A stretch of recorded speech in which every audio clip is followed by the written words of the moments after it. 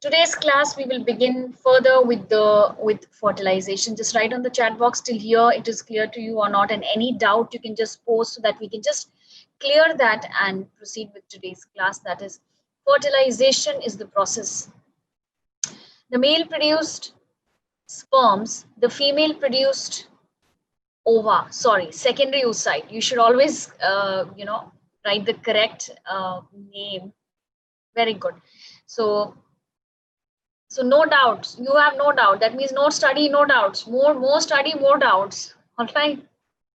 So we had done the gametes produced by male and the gametes produced by female. You know that the female gametes are not, uh, you know, the development is not complete. The development is not complete. They are arrested in two steps, but finally, when they are released from the Graafian follicle,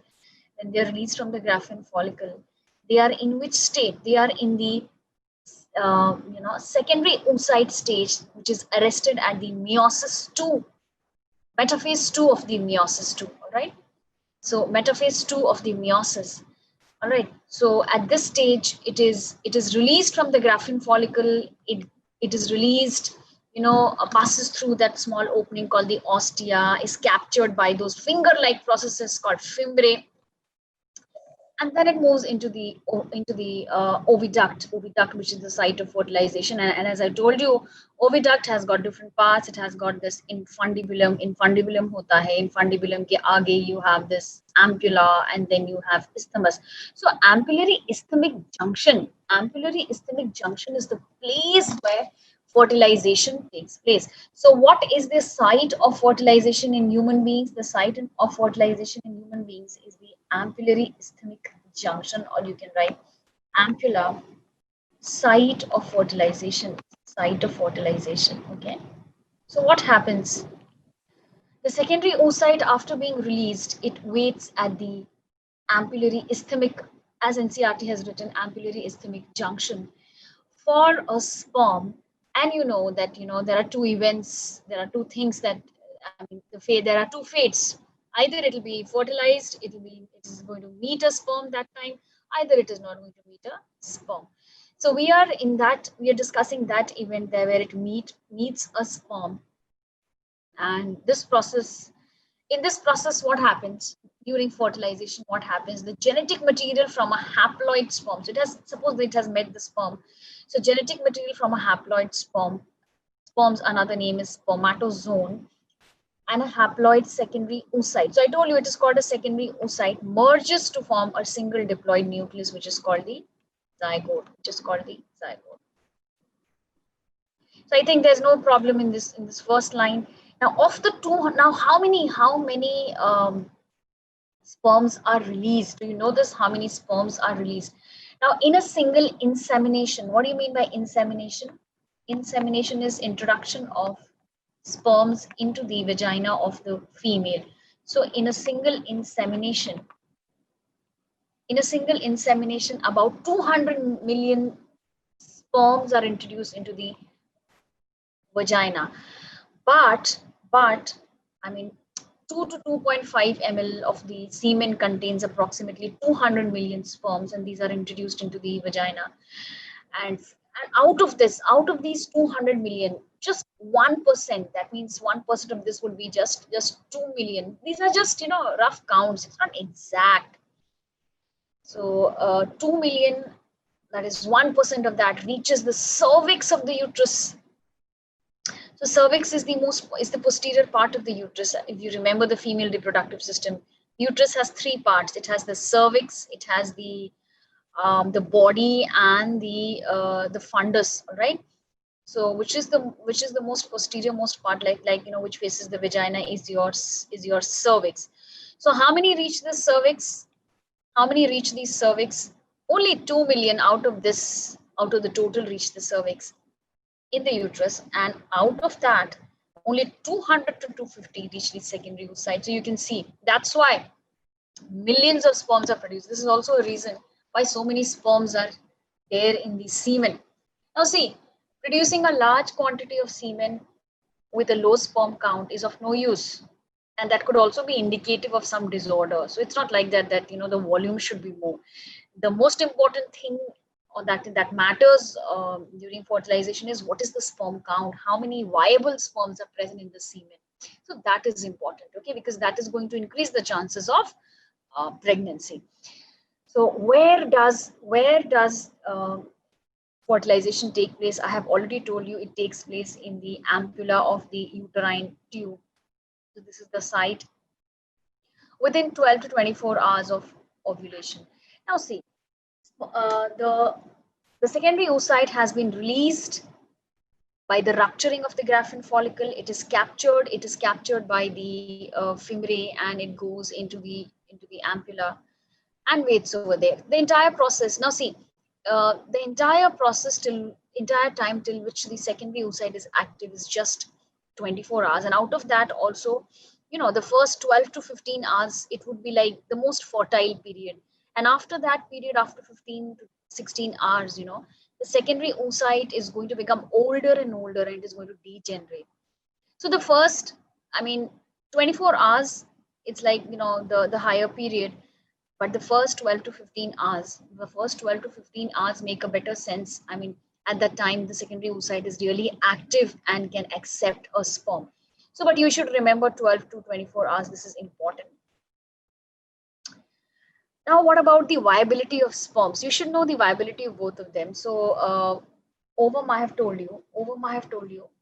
Um, Secondary oocyte, I told you, its viability is 12 to 24 hours, whereas sperms remain viable for 72 hours, that is 3 days after deposition in the vagina. 3 days after being deposited in the vagina, they are active, but their fertilization should take place within 48 hours. Within 48 hours. So sperms can remain viable for about 72 hours after deposition in the vagina, although a secondary oocyte is viable only for 24 hours. So if you get this as an MCQ, this could be an important NEET question. So while the sperms remain viable for 72 hours, that's why nature has given them so much. See, they have to swim a long distance. The distance where, they are, the point where they are deposited to the site where they have to go. It's approximately 30 centimeters they have to go. So obviously, just 24 hours is not going to be enough for them. So they are active for 72 hours, but there are various processes you will see. It's not like that they are released and then they straight away just head towards the oviduct. There are many hindrances, and what happens, why the count decreases. There are many reasons to it. First of all, the acidity of the female reproductive tract is going to kill the sperms. Then you have phagocytes in the female reproductive tract that could also kill the sperm. So why it is low? It is because of the acidity of the female reproductive tract. So the acidic environment in the female reproductive tract, also phagocytes in the female reproductive tract could lower the number. Also, they could go to the wrong oviduct side, because as I told you, in a 28-day cycle or in a monthly cycle, roughly, from either of the ovaries, an oocyte is released. A secondary oocyte is released. Now, the sperm doesn't know which side the oocyte is waiting. What if it goes to the wrong side? So those sperms will be wasted. They will just go there, waste their energy, they will die. Right. So acidic environment, the different phagocytic cells which are roaming in the female reproductive tract might digest them. So these are the reasons why the lesser and lesser number of sperms reach the actual site. Okay, so this question is important, like 72 hours, till what time they remain active. So sperms remain viable about 72 hours, but even if they give you 48 to 72, that's okay. And then, secondary oocyte is viable only for 24 hours after ovulation. Yes. Now, pregnancy is likely to occur if intercourse takes place during a 3-day window from 2 days before ovulation to 1 day after ovulation. See, it should take place within 24 hours. And the first 15 hours of release of that secondary oocyte is most favorable. For the oocyte. All right. So you should remember this over here. This is like very important. Okay. So what you should remember over here, I will tell you what you should remember. This is very important, and this is very important. Okay. 72 hours and 24 hours, very, very important. All right. Now, this is a process which takes place, the events that take place during fertilization. So that I'm going to tell you. Again, this is a diagram to show you that, this is the point of entry of the sperm. And then, it has to travel. So for example, the oocyte is here. So this is the cervix. So the sperms have to reach, they are deposited in the vagina, they reach the cervix, then they have to travel through the uterus into the oviduct. And what if, they are destroyed over here by the acidic bacteria present, or, the what if they go this side, if they go this side, they will be wasted. So all these things should be favorable. And see, they have just given day wise, as to when exactly, what process takes place. Like, they started from day 1, day 2. So all this we are going to discuss, where, see, this is the first one. This is the day 1. This is the day 1 where it's just a zygote. Then the zygote divides, mitosis takes place in the zygote. Then it becomes, from 2 to 4 cells, then 8 cells, and it becomes a solid ball-like structure. Okay. And look at day 6 to 7. Day 6 to 7, it gets implanted into the uterine layer. It gets implanted into the uterine layer. You can see this, right? All right. So you can see, these are the various events. This we are going to discuss. How are these sperms transported? What happens exactly that helps the sperms to move upwards against gravity and reach the respective oocyte? All right. So it's not so easy. It's a long journey for them. So that the sperms have these flagella. Sperms have flagella for swimming. Sperms can swim roughly with a speed of 3 millimeters per second. This is the speed of, uh, the sperms with which they move. Now, how much distance they have to travel? They have to travel a distance of 30 centimeters. So what happens? How do they reach there? And what causes, or what are the factors that is going to affect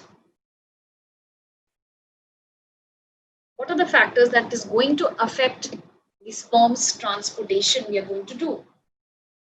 So we know that the sperms swim from the vagina into the cervical canal by whip-like movements. Whip-like movements is like, just flagella, wagging movement of the flagella, and with a speed of 3 millimeters per second, they start moving. And then what happens? Okay. They start moving, but and what causes these movements? I had told you about prostaglandins. If you remember in the last class, while we were doing the accessory male glands, we were doing prostaglandins.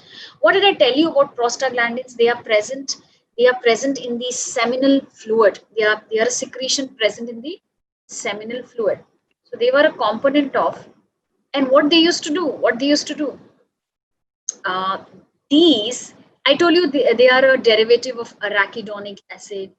And what the prostaglandins used to do, the prostaglandin used to, initiate some contractions in the smooth muscles of the uterus, that creates a suction kind of a movement to to drive the sperms upwards. You can see prostaglandins in the semen are believed to stimulate uterine motility at the time of intercourse and to aid the movement of sperm through the uterus and into the uterine tube.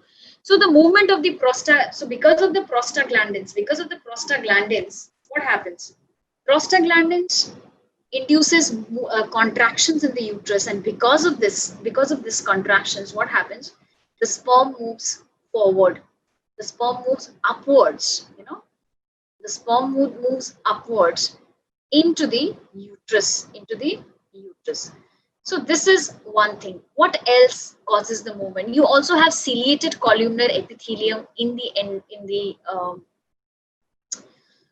endometrium lining, but that does not bring a coordinated kind of a movement. Because of that, the sperms could go here and there. जरूरी नहीं वो ऊपर ही जाए towards the oviduct, वो इधर उधर भी जा सकते हैं. So prostaglandins और इसके मदद से, now see, कितना टाइम लगेगा? Can you roughly tell me? 3 millimeters per second. Now what is the distance they have to travel?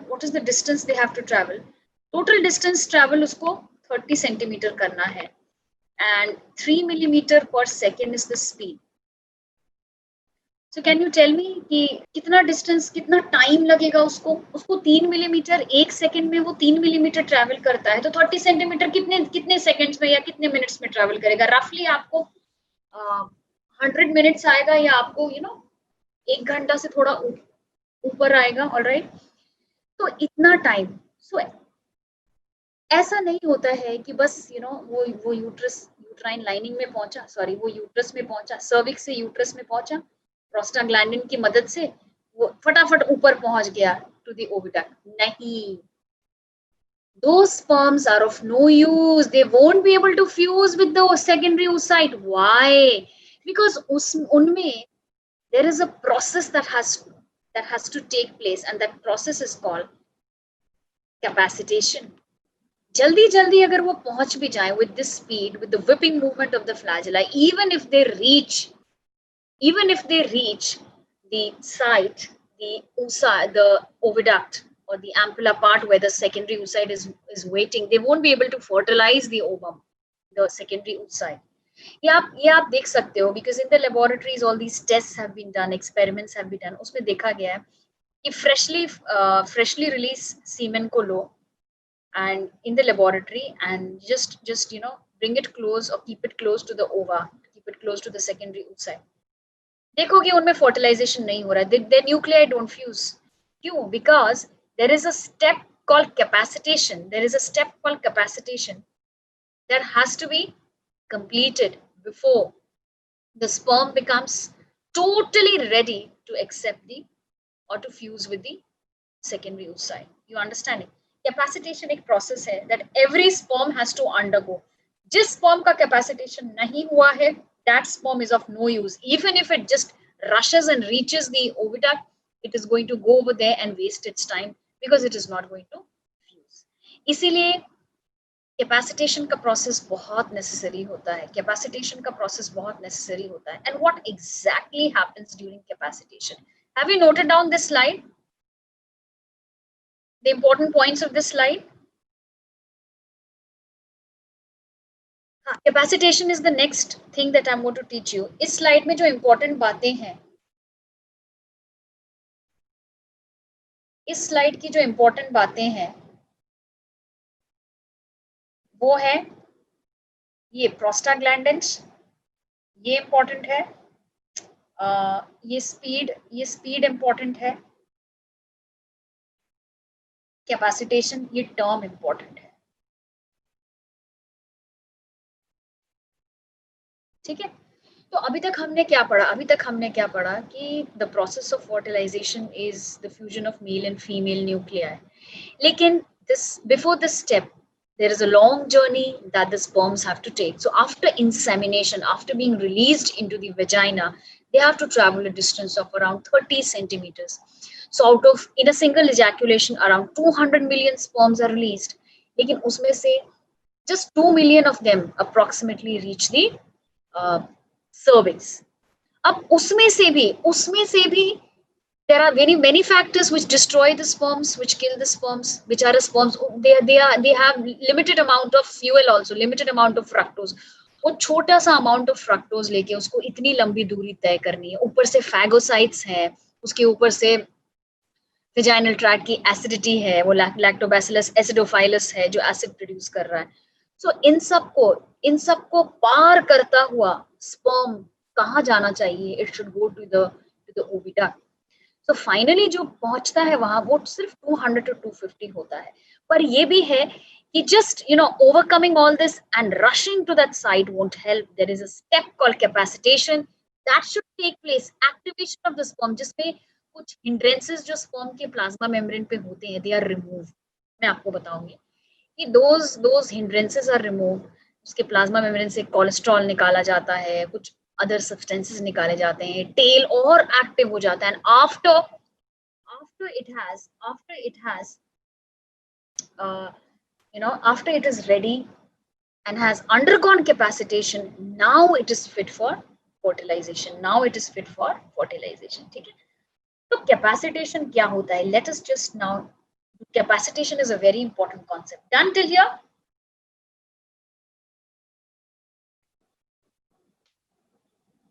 आपसे पूछा जाएगा एमसीक्यूज में कैपेसिटेशन के बारे में. आ जाइए, कैपेसिटेशन देखते हैं क्या है कैपेसिटेशन. वही जो मैंने आपको बोला, what did I tell you, sperms that reach the vicinity of the oocyte within minutes after ejaculation are not capable of fertilizing it about 7 hours later. अच्छा, 7 hours लगता है इस this process of fertilization, this process of capacitation requires approximately 7 hours. This process of fertilization requires approximately 7 hours. तो 7 hours लगता है. किसको 7 hours लगता है? This process of capacitation requires 7 hours. ठीक है.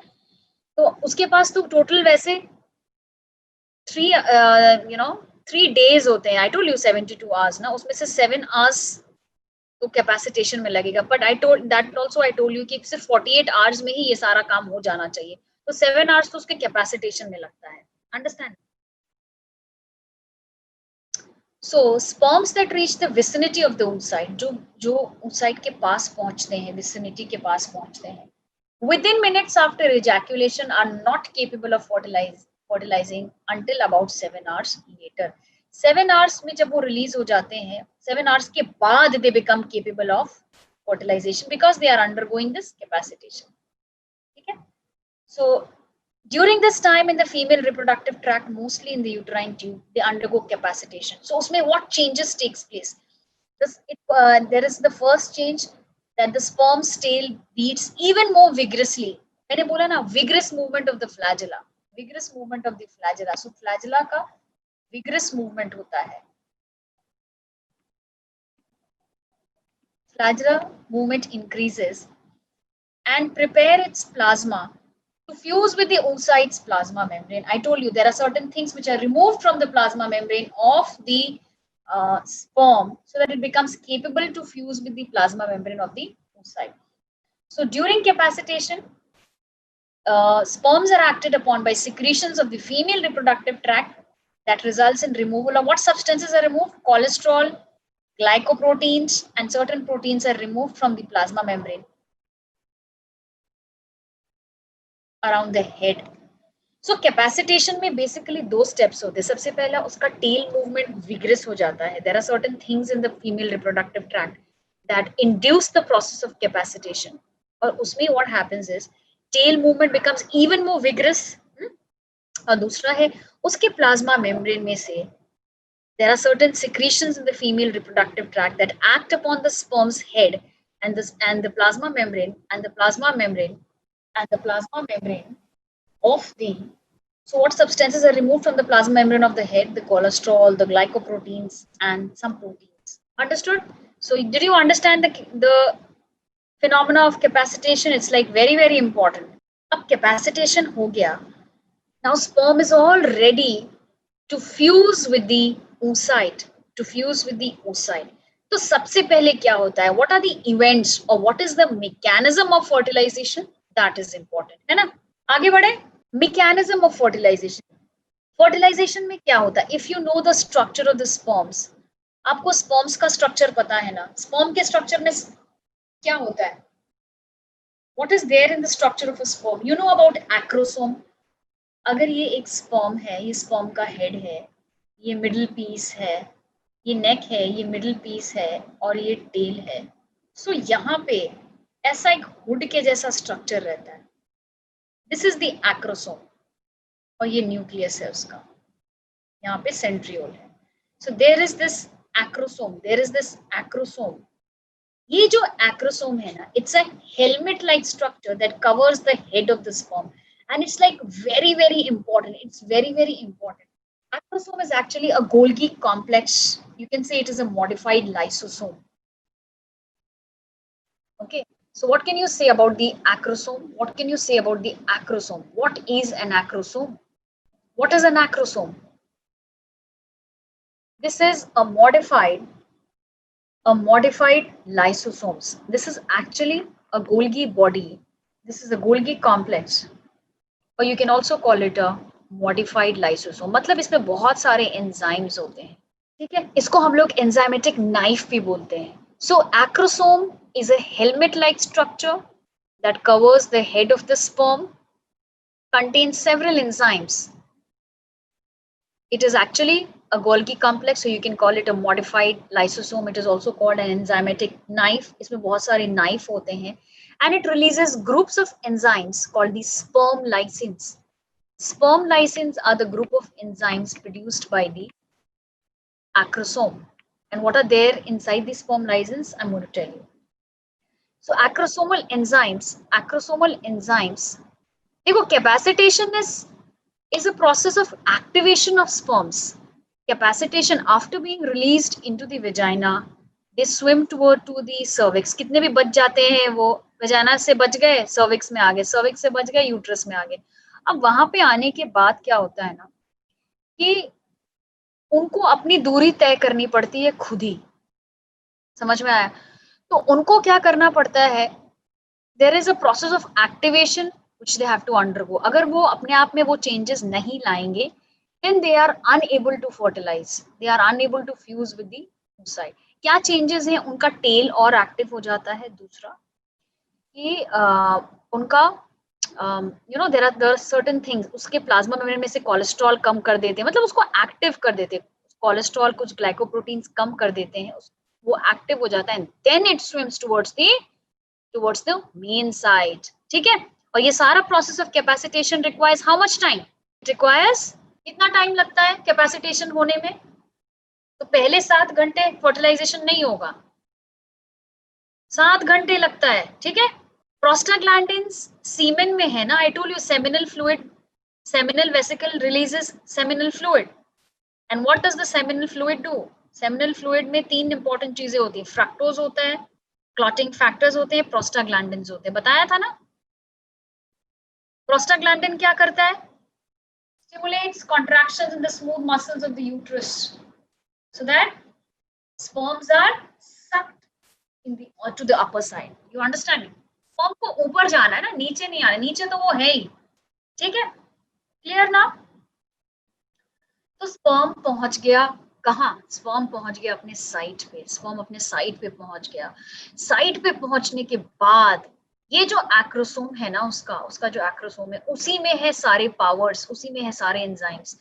एक्रोसोम क्या है? It's a Golgi complex modified lysosome, and the category of enzymes that are produced by the lysosomes, produced by the acrosome, are called sperm lysin। और उसमें 3 important enzymes होते हैं। 3 important enzymes होते हैं। कौन कौन से? उसमें होता है हयालुरोनिडेज।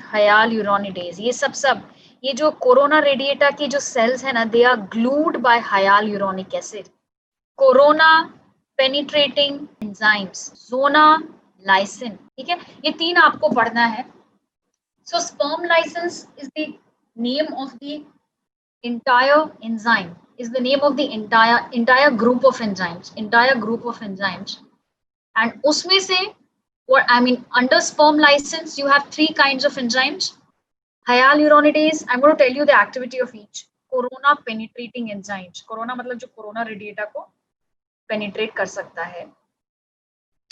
And then you also have zona lysin,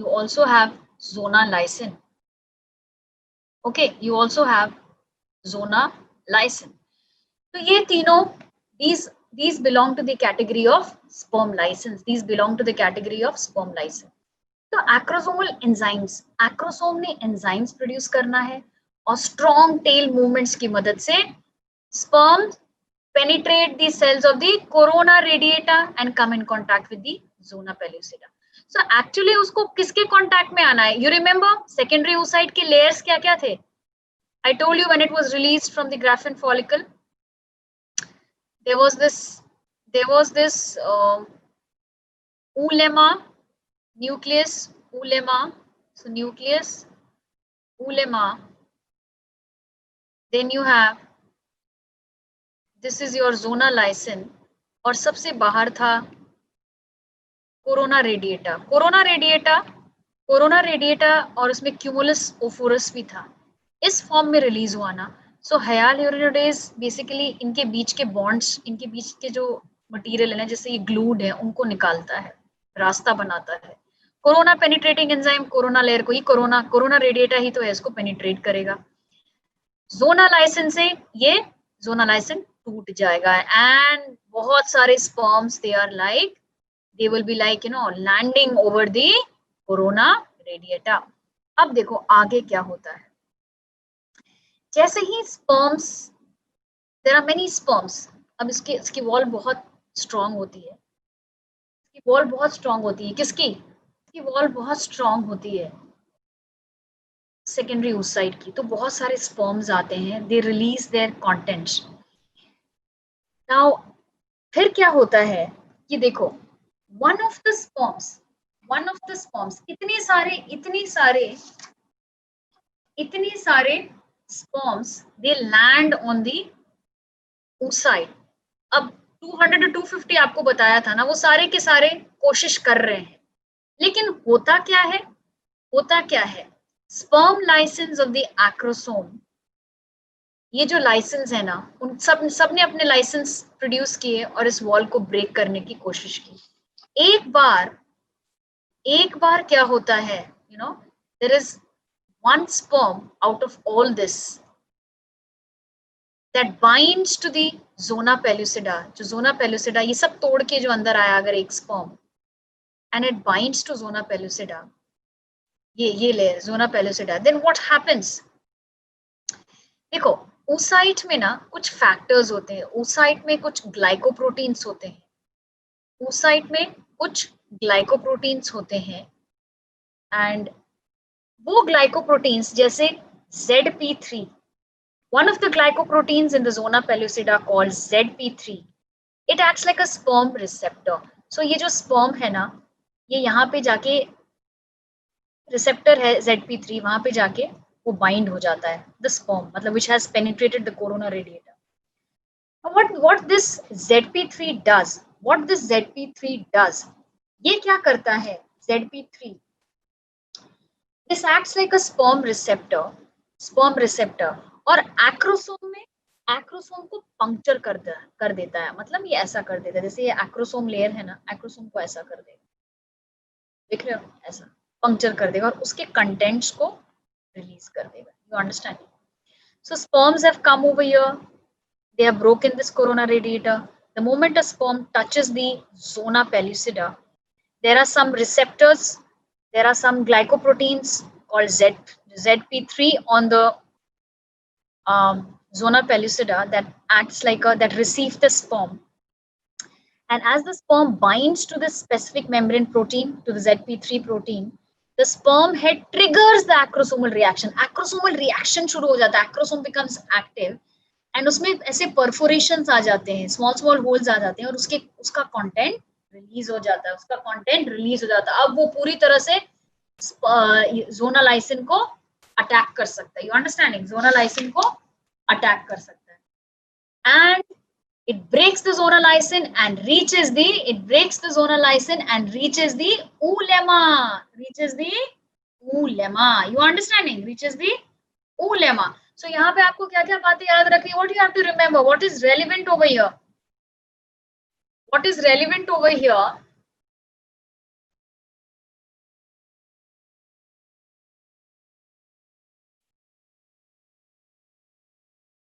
क्या क्या रेलिवेंट है यहाँ पे?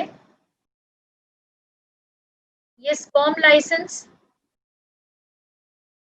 उसके अंदर हयाल यूरिनोडेज, कोरोना पेनिट्रेटिंग एंजाइम, जोनालाइसिन, ठीक है, ये ZP3, ये इंपॉर्टेंट है. Why? What is the name of the Golgi? I mean, what kind of cell it is? Modified lysosome. ये सारी चीजें आप नोट डाउन कर लो. क्लियर हुआ? क्या क्या चीजें याद रखनी है आपको? अब देखो, बहुत सारे स्पर्म्स यहाँ पे आए, पर and many of them can also reach the zona pellucida. पर ऊलेमा को पेनिट्रेट करके फर्टिलाइज बस एक ही कर पाता है. In case of mammals I am telling you, polyspermy is not permitted. Okay, polyspermy is not permitted. Amphibians etcetera में तो परमिटेड चलो हो जाता है. Polyspermy is not permitted because you know we can't change the ploidy level ना. ऐसा तो नहीं हो सकता ना कि हम डिप्लॉयड है तो हम टेट्राप्लॉइड ट्रिप्लॉइड ऐसे हो जाए. Polyspermy is not permitted. So what prevents the polyspermy, that I am going to tell you. Did you understand the mechanism of fertilization? Sperm lysins are actually, they are a group of enzymes. Lysins मतलब ऐसे enzymes which can break some layers, something. और ये तीनों sperm lysin की category में है, जो इसमें actually there are many, but आपको जो याद रखना है is hyal urinodase, corona penetrating enzyme and zonalysin. Zonalysin is a kind of sperm lysin. Look at this diagram. यहाँ पे वो उसको आपको एनलार्ज करके दिखाया हुआ है. Yes, I'm going to tell you, zonalysin zona pellucida को तोड़ेगा. Corona penetrating enzyme will penetrate the corona layer, and hyal urinodase is going to, it is going to loosen the cells of the corona radiata. You understanding?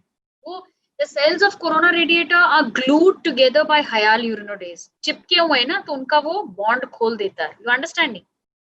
और फिर corona penetrating enzyme से penetrate करता है, and उसके बाद corona radiator को penetrate करता है, फिर जोनालाइसिन तक पहुंचता है, और जोनालाइसिन के बाद वो रिसेप्टर उसको रिकॉग्नाइज करता है, ZP receptor. And then what happens, once the ZP receptor recognizes that particular sperm, then what happens, it punctures or perforates the acrosome, and the acrosome releases the enzymes into the zonalysin, and zonalysin is penetrated and the sperm reaches the oolemma.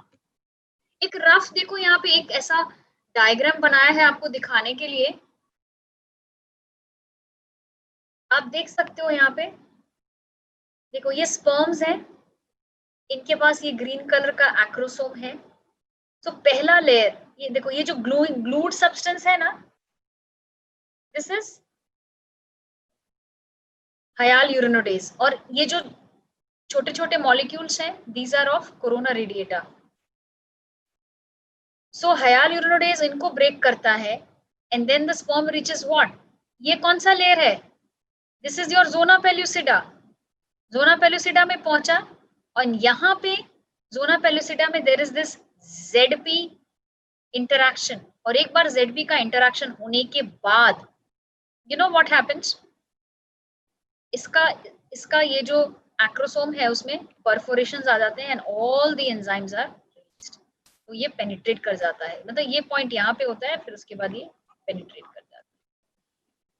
ठीक है, पर इस तरीके से तो बहुत सारे sperms penetrate कर सकते हैं, but is polyspermy permitted in human beings?